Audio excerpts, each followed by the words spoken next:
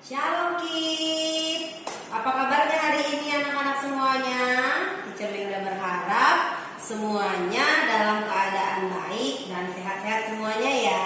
Aman dalam lindungan Tuhan. Teacher Linda bersyukur hari ini ketemu lagi dengan pembelajaran berikutnya. Sekarang udah pertemuan yang ketiga. Kalau Teacher Linda nggak salah yang ketiga ya. Pelajaran minggu lalu jangan dilupakan. Hari ini kita belajar tentang tujuan Tuhan menciptakan aku. Jadi Tuhan itu menciptakan segala sesuatu ada maksud dan tujuannya. Jadi hari ini kita mau belajar. Sebelum belajar kita mau baca firman dulu yuk. Baca firman baru nanti kita berdoa.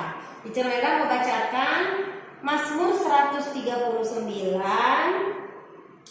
ayat yang ke 13 dan 14. Teacher Mela yang baca, nanti anak-anak baca di rumah ya.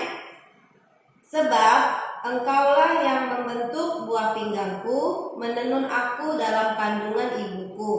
Aku bersyukur kepadamu oleh karena kejadianku dahsyat dan ajaib. Ajaib apa yang kau buat dan jiwaku benar-benar menyadarinya. Amin. Yuk kita berdoa. Tuhan Yesus, terima kasih buat hari yang baru yang Tuhan berikan bagi kami. Kami boleh kembali belajar pagi hari ini. Semua karena kebaikan Tuhan. Tuhan, sebentar kami mau belajar tentang Engkau lewat pelajaran agama. Biar Tuhan memberkati kami semuanya. Berikan kami hikmat pengertian supaya kami mengerti untuk apa Tuhan menciptakan setiap kami. Terima kasih Tuhan Yesus yang baik. Dalam nama Yesus kami berdoa. Haleluya. Mari yang percaya diberkati. Sama-sama katakan amin. Oke, kita mau lanjutkan materi kita hari ini. Semua pegang bukunya ya. Ada di halaman 8. Tujuan Tuhan untuk menciptakan aku. Oke, ini yang pertama itu hari ini kita belajar ada dua tujuan Tuhan menciptakan kita. Yang pertama untuk mengenal Sang Pencipta. Siapa itu Sang Pencipta kita? Namanya Tuhan Yesus yang hebat dan ajaib. Yang tadi Teacher Melda bacakan lewat Alkitab. Kejadian kita itu dahsyat dan ajaib. Demikianlah keajaiban dan kedahsyatan Tuhan dalam hidup kita. Nih ada gambar mami-mami lagi hamil. Wow, luar biasa ya. Tuhan menciptakan kita unik gitu ya. Itu ada di perut mamanya. Setiap kita dulu juga ada di perut mama kita dikandung selama 9 bulan. Selama 9 bulan mama itu mengasihi kita di dalam, memenuhi setiap kebutuhan kita. Berat loh bawa-bawanya, maminya harus bawa-bawa kita dalam perutnya kerja. Ada yang mamanya yang kerja, ada yang mamanya mungkin ke toilet susah. Kenapa? Karena perutnya gede, ada kita di dalam. Tapi mama mengasihi kita. Ada baby di dalam, laki-laki atau perempuan, ada anak-anak semuanya. Terus nih setelah ada dalam kandungan 9 bulan kita dilahirkan. Lahirlah anak-anak semua yang ada di rumah. Juga Teacher Melda. Semuanya sama. Ada apa lagi Teacher?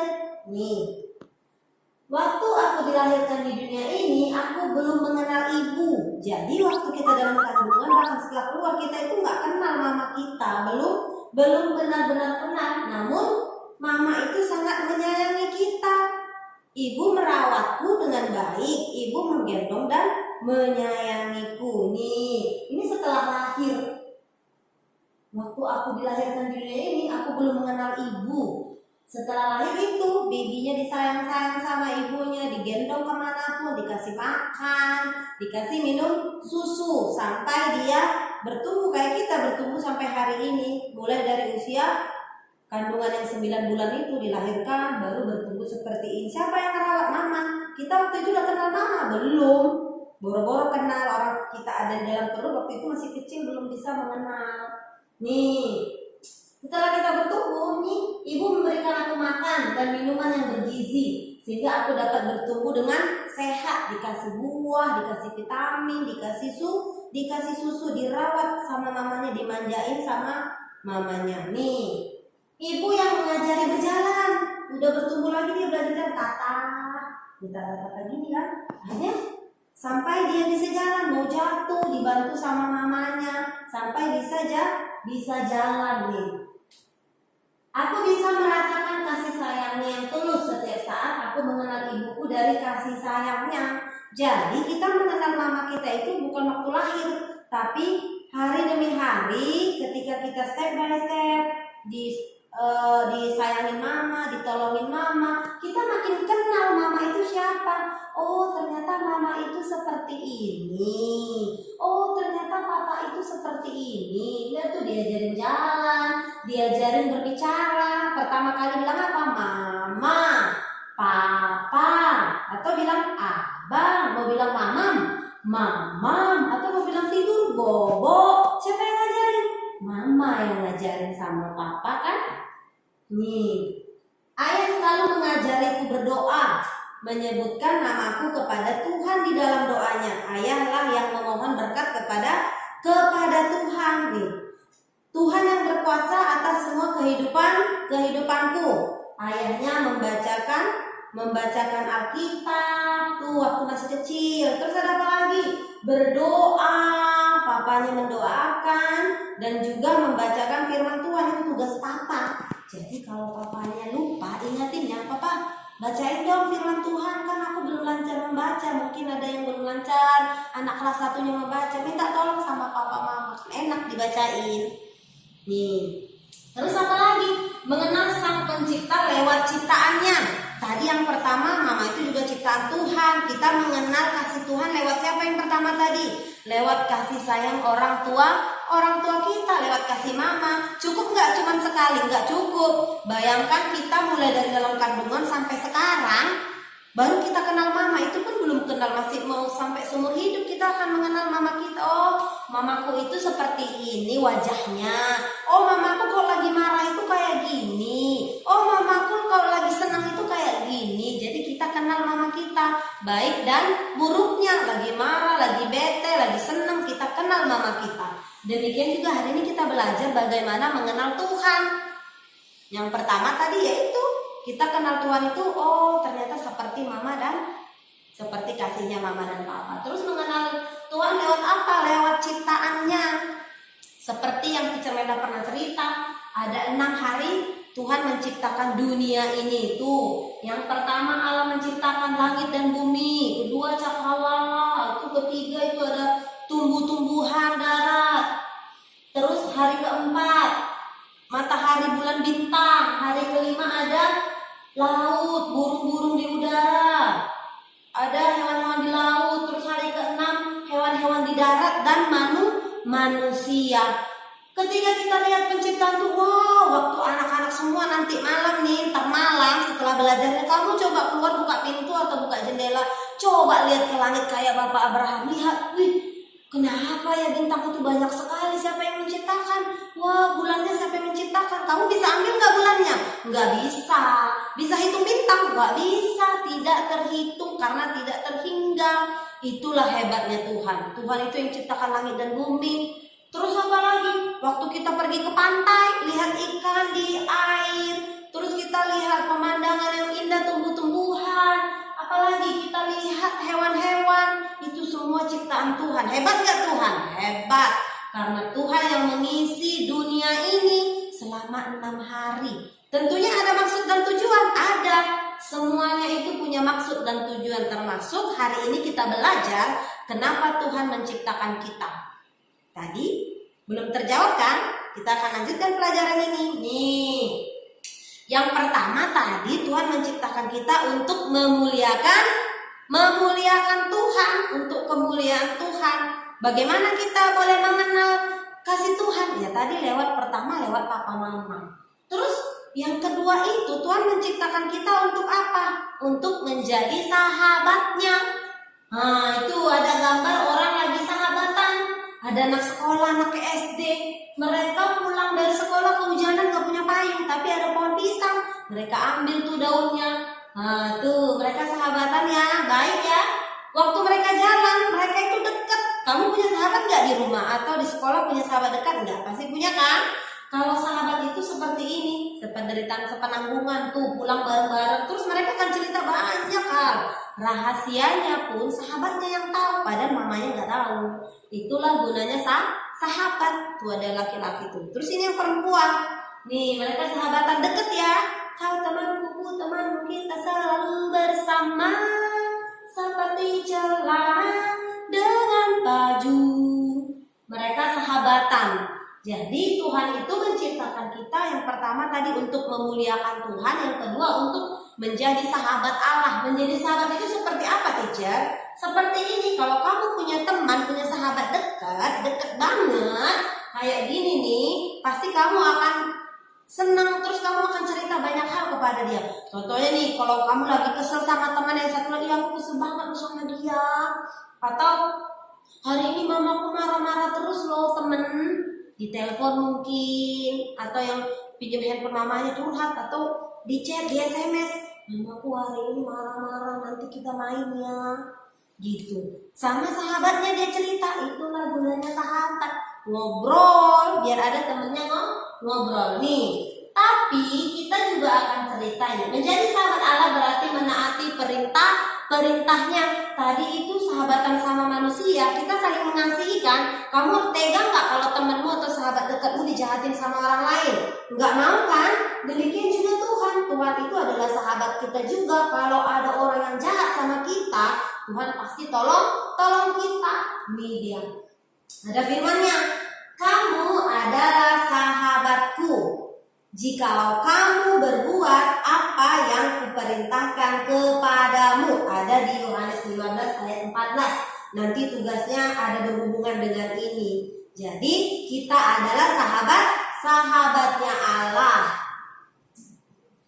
Lihat berikutnya nih. Menjadi sahabat itu harus seperti apa sih, Teacher Bella? Yang pertama itu mengasihi orang lain. Yang namanya sahabatan, kamu mengasihi gak? Sayang kan sama temenmu dan gak mau orang lain jahat sama temenmu. Ini dia mengasihi orang lain seperti Tuhan mengasihiku, katanya. Boleh pilih-pilih teman? Enggak boleh. Walaupun mungkin kita punya sahabat dekat cuma 1 atau 2 orang. Terus bukan berarti kita nggak temenan sama yang lain. Kita juga harus care sama yang lain. Harus mengasihi orang lain seperti Tuhan mengasihi kita. Jadi harus tetap sayang sama temennya. Nih tadi mengasihi, sekarang mengampuni orang lain. Forgive, mengampuni orang lain yang bersalah. Mungkin kamu punya teman yang nakal atau yang jahat. Ih, aku gak suka, dia suka isengin aku, teacher. Dia jahat sama aku, teacher. Atau mungkin papa kamu pernah menyakitimu, papa kamu pernah cubit atau pukul kamu atau mama kamu. Tapi tidak boleh dendam, kita harus mengampuni. Berapa kali, teacher? 77 kali. Di Alkitab dibilang mengampuni itu gak ada batasnya. Jadi kita harus mengampuni ya sayang. Gak boleh dendam. Kalau ada temennya jahat, nggak boleh berlarut-larut, harus mengampuni dan memaafkan. Ini say sorry, minta maaf kepada orang lain. Tadi mengampuni, terus ini disuruh apa? Meminta maaf. Kalau kita salah, kita harus minta maaf sama orang lain, kasih tangan, say sorry, maaf. Tapi kalau sekarang corona kita nggak boleh salaman, jadi maaf ya, atau kayak gitu kasih tulisan sorry. Bisa kan? Minta maaf sama siapa aja bisa minta maaf. Bukan hanya sama temen yang mungkin melukai kamu, tapi sama mama papa. Kalau menurut kamu papa mama jahat, atau mungkin kamu disakiti, atau kamu nakal sama mama papamu, jangan lupa bilang sorry, minta maaf. Dan mama pasti memaafkan kamu gitu ya. Jadi kita harus say sorry sama orang yang sudah kita jahati. Nih, terus apa lagi teacher setelah minta maaf? Mendoakan orang lain. Siapa yang pernah mendoakan temennya atau orang lain? Nih, waktu temennya khususnya jahat sama dia di sekolah dulu, waktu sebelum corona, atau teman main di sekitar rumah, kompleks rumah, atau saudaranya, atau mama papa. Waktu kamu sakit hati, waktu kamu bilang nggak suka gitu sama papa mama, nggak suka sama teman-temanmu, siapa yang pernah berdoa sama Tuhan?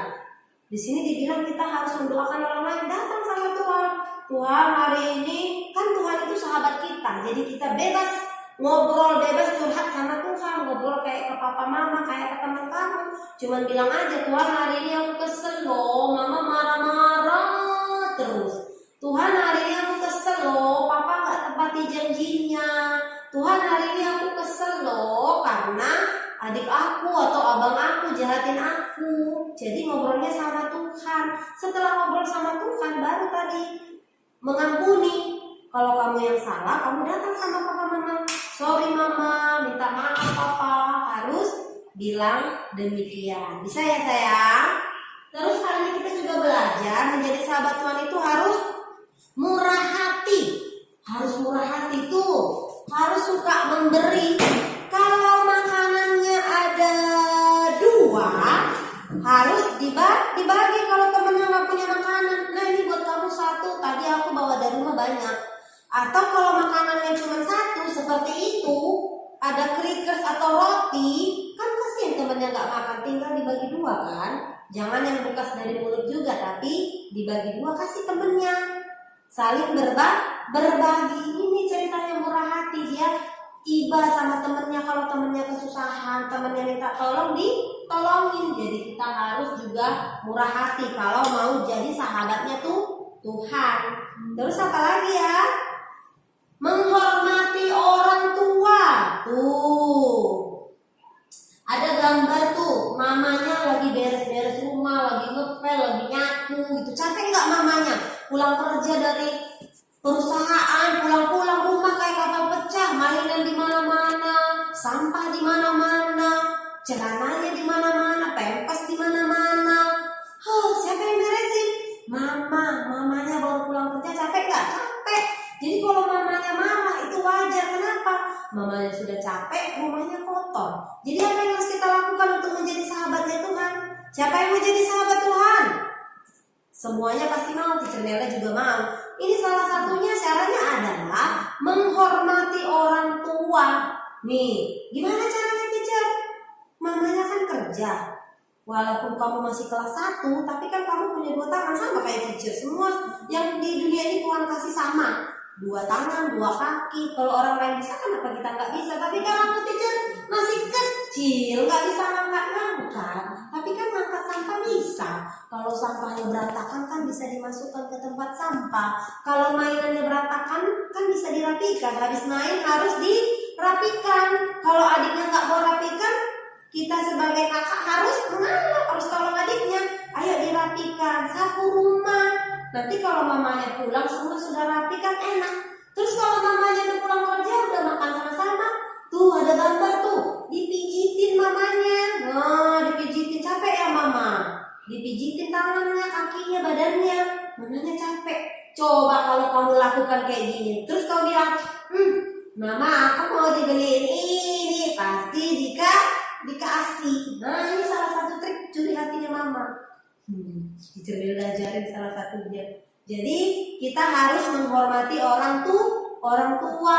Terus kalau jalan di depan orang tua nggak boleh gitu. Harus sopan, harus badannya harus ditundukkan, bilang permisi.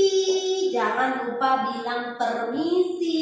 Kalau lewat di depan orang tua atau siapapun, belajar sopan santun, ada etikanya, harus say permisi bapak ibu, permisi tante om. Baru kita kelihatan menjadi sahabatnya Tuhan. Jadi orang lain lihat, tetangganya lihat, kok anak kamu bagus betul ya, kok anak kamu ramah, terus anak kamu tertib dan teratur ya, hormat sama orang tua. Yang dimuliakan siapa? Papa mama. Iya, mereka pasti dipuji. Tapi terlebih daripada itu, nama Tuhan Yesus yang dimuliakan. Siapa dulu? Anak Tuhan Yesus. Jadi kembali ke poin yang pertama tadi, tujuan Tuhan menciptakan kamu dan Teacher untuk memuliakan Tuhan. Lewat apa Teacher? Lewat perbuatan seperti ini.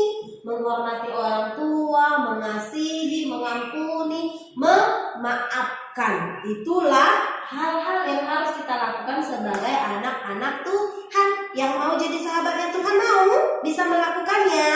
Pasti bisa. Bersama Yesus kita pasti bisa. Mulai dari hal-hal yang kecil, bantu mamanya. Bisa ya sayang? Lakukan seperti untuk Tuhan, bukan untuk Teacher atau bukan untuk mama, tapi Tuhan. Nanti Tuhan yang membalas kebaikanmu. Tuhan selalu menemani aku senantiasa. Ini nanti dibaca untuk dirinya sendiri. Tuhan ingin aku menjadi sahabatnya, agar aku bisa hidup benar dan terhindar dari dosa, agar aku dapat menerima berkat-berkat-Nya, serta merasakan kasih-Nya setiap saat. Ini tugas kita di rumah.